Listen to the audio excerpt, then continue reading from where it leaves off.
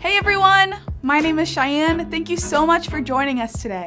Today we're going to be talking about a story found in Genesis chapter 3 about when sin entered the world. Sin is a big deal to God, and even though it may look good to us, sin is always a trap.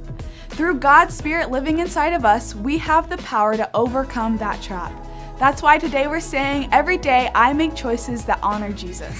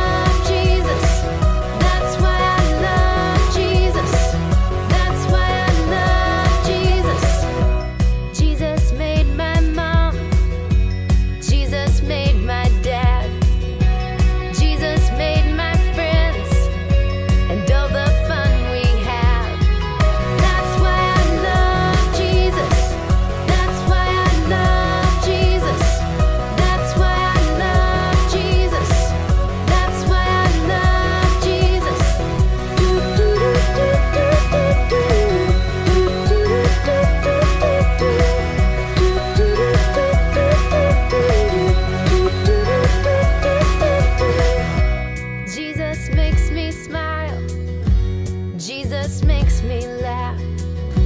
Jesus makes me sing. Jesus makes me dance. That's why I love Jesus. That's why I love Jesus. That's why I love Jesus.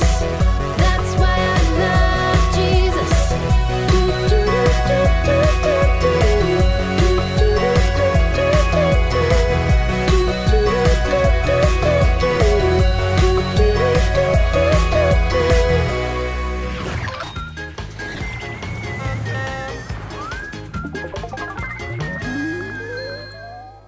We're going to take some time right now to watch a Bible story together. Like I said before, today we're going to be looking at the story of when sin entered the world. Let's check it out. In the beginning, God created everything. He made the bright sun to shine during the day and the mysterious moon to glow at night. He shaped the earth with his bare hands. He covered its surface with glistening waters. He caused towering mountains to sprout from the ground and then laid a bed of soft grass across the land. He made the graceful birds in the sky and the colorful fish in the sea. Everything God made was perfect, but not everything was created equal. His best and most favorite of all was his last creation, Adam and Eve. And because God loved them so much, he made a special home just for them, a place called the Garden of Eden. Everything on earth was perfect, but perfection wouldn't last forever. As they were walking together in the garden one evening, God said to Adam, "Do you see all of these trees in the garden? I made them just for you. You can eat from any tree that you choose, except one. There's a tree in the middle of the garden that I don't want you to eat from, the tree of the knowledge of good and evil. If you choose to eat its fruit, then you will surely die." As Eve was taking a walk in the garden, Satan, disguised as a snake, slithered up to Eve and quietly whispered in her ear, "Did God really say you mustn't eat from any tree in the garden?" Eve quickly replied, "No, we may eat from the trees, just not from the tree in the middle of the garden. If we eat from that tree, we will die." The clever serpent hissed back, "Surely you will not die. God knows that if you eat from it, your eyes will be open to see good and evil. With just one bite, you will know everything and be just like him." Satan's tricky words consumed Eve's heart. She thought, "Just one little bite won't hurt anyone, right? It's just one piece of fruit. If God really does love me, then why wouldn't he want me to have it?" Eve reached out toward the tree and snatched the fruit from the branch, and then Hesitantly, she opened her mouth and took a bite. To her surprise, she did not die. In fact, the fruit was good to taste, so she took it to her husband. Adam knew in his heart he should not do it, but he chose to disobey God, and he ate the forbidden fruit. The very moment Adam took a bite of the fruit, everything changed. Suddenly the air felt dark and heavy, and there was an odd clenching in Adam's chest. Adam and Eve both felt something that they had never felt before. They felt wrong, and for the first time in their lives, they were afraid. Later that day, God came to spend time with them, like he did every day. When he didn't find them, he cried out, "Adam, where are you?" Adam nervously replied, "We heard you coming and we got scared, so we hid in the bushes." God knew exactly what had happened, so he asked, "Adam, have you eaten from the tree I told you not to eat from?" Adam cried out, "It was her," pointing his finger at Eve. She made me do it." God turned to Eve. "What is this that you have done, Eve?" She replied, The snake made me do it." God's heart was broken. He knew that his perfect creation was no longer perfect. He knew they would feel hurt, they would feel fear, and eventually they would even die. With great pain in his heart, God cast Adam and Eve out of the garden, and they would never be able to walk with him on the earth again. When Adam disobeyed God, he brought sin into the world. One man messed it all up, but through God's plan, one man would fix everything.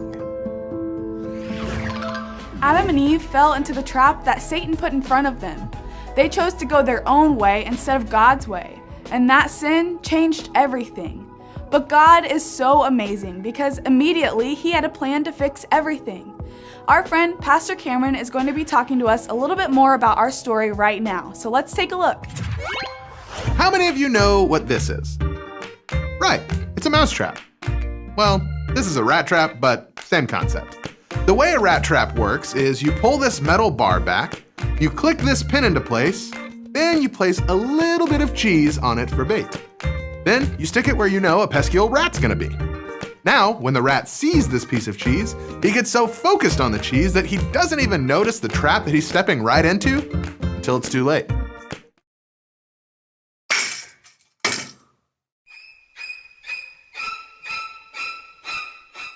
This is pretty much the same thing that happened to Adam and Eve. The serpent came and tempted them, and they ate the fruit. What? The serpent actually did a pretty good job framing this up as a good idea. He was all, "Hey Eve, over here, yeah I know, talking snakes, pretty crazy, right? Hey listen, all you have to do is eat fruit from this tree and you'll be like God." So Eve had a choice to make. She could trust that God knew what was best for her, or she could eat a piece of fruit and be like God. We all know which decision she chose. Probably seemed like a good idea at the time, but that one decision that Adam and Eve made to go their own way instead of God's way wrecked everything. And some of us may think, I would never have done what Adam and Eve did. Even if it did seem like a good idea, it was obviously a bad choice. But we do this all the time. We get focused on the cheese. That thing that seems like a good idea at the time, but ultimately is nothing more than turning our back on God. It's called sin. Sin is when we choose to go our way instead of God's way. So, just like the rat, we see something that we know is wrong, then we do it anyway, and then we die. But just like in our story, dying doesn't always mean physical death. When Adam and Eve died, they were still living physically, but they were separated from God. You see, that's what sin does. It separates us from God, our source of life. This is why we say that sin is a trap, because the cost of sin is death. But God knew that we would choose to go our own way instead of his way, so he had a plan. He would send his own son, Jesus, to live a life free from sin. Then, Jesus would willingly place himself into the trap that we found ourselves in and die in our place, paying the price for our sin. He paid the price so that we wouldn't have to. Now, we don't have to be separated from God because we sinned. That sin was paid for. Now we can have a relationship with him. Not only that, but when we follow Jesus, we get to have his Spirit living on the inside of us. And that Spirit gives us the power to live like Jesus lived, free from sin. With God's Spirit living inside of us, we have the power to make choices that honor Jesus. God is so good, and he loves us so much. Our response should be to show our love for him by making choices that honor him. So what's one choice that you will make this week to show honor to Jesus? I would encourage you to talk with your family about that question. Then, don't stop there. Whatever you talked about, make sure you do it this week. Remember, every day we should make choices that honor Jesus. That's it for this week. Thank you so much for joining us, and we'll see you next time.